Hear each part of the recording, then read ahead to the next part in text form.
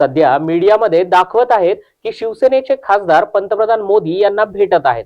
हो, आम्ही पंतप्रधान मोदी यांची भेट घेण्यासाठी वेळ मागितली होती, पण काल आम्हाला वेळ मिळाली नाही। आम्हाला सोमवारी भेटण्यासाठी पंतप्रधान मोदी यांनी बोलावलं आहे। ही भेट बांगलादेशमध्ये हिंदूंवर होत असलेल्या अत्याचारांविरोधात भारत सरकारनं ठोस निर्णय घ्यावा यासाठी घेण्यात येणार आहे, अशी माहिती खासदार संजय जाधव यांनी दिली आहे। पुढे बोलताना ते म्हणाले की परभणीमध्ये जी काही दंगल सदृश्य परिस्थिती निर्माण झाली यासाठी याला पूर्णपणे प्रशासन जबाबदार आहे, पण सत्ताधारी पक्षाच्या महिला आमदार या आम्हाला जिम्मेदार धरत आहेत। त्यांनी स्वतः आत्मचिंतन करावं, असं देखील खासदार संजय जाधव म्हणाले। काही भारतीय जनता पार्टीच्या लोकप्रतिनिधींनी माझ्यावर सुद्धा गुन्हा दाखल करावा अशा स्वरूपाची मागणी केली। अशा स्वरूपाचं माझ्याकडे काही माहिती मिळाली। माझं म्हणणं एवढंच होतं की दुपारी बांगलादेशमधल्या हिंदूंना प्रोटेक्शन देण्याच्या संदर्भानं मोर्चा काढण्यात आला। त्या मोर्चाला भारतातल्या प्रत्येक नागरिकाचं समर्थन आहे, कोणाचा विरोध असायचं कारण नाही। कारण हा भारतीय लोकांना जर त्रास होत असेल तर त्यांना प्रोटेक्शन देणं, त्यांच्यासाठी आपण उभं राहणं हे आपलं कर्तव्य आहे। पण हे कर्तव्य पार पडत असताना भारतीय जनता पार्टी या हिंदूच्या नावाखाली एक वेगळा अजेंडा राबवत होती।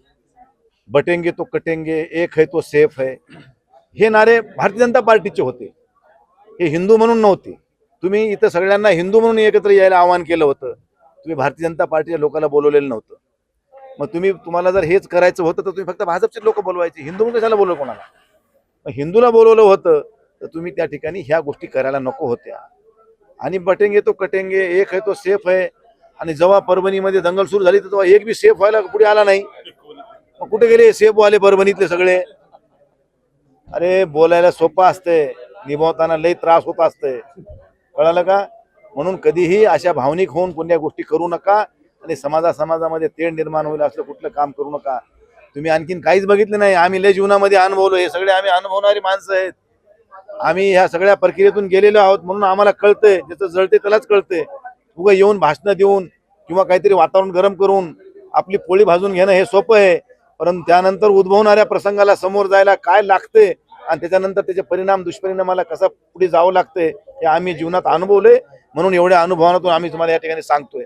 ठीक आहे, तुम्ही केलं, सगळं झालं, त्यानंतर दुर्दैवी दुर्घटना घडली, त्यानंतर जे प्रसंग उद्भवले त्यावेळेस तुम्ही कुठं होतात? जेव्हा परभणीमध्ये तोडफोड होत होती, गाड्या फोडत होते, लोकांना त्रास होत होता, एकही भारतीय जनता पार्टीवाला पुढे आला नाही, माहीचा लाल। ह्याचा मला आपल्याला निषेध करायचा ह्या गोष्टीचा। तेव्हा कुठे गेली तुमची मर्दुमकी? कुठे गेले तुमचं सेफ? हे सेफ तेव्हा नव्हतं तुम्ही। मग सगळं झालं जिकडे तिकडे शांतता, मग येऊन लोकच काय झालं? अरे त्याचं वासून गेलं ना सगळं, त्याचं नुकसान झालं, त्याचं घर जळालं, कोणाची गाडी जळाली, काय झालं? बघा, ह्या गुन्ह्यामागे कोण आहे हे आता हे पोलीस तपासाचा भाग आहे।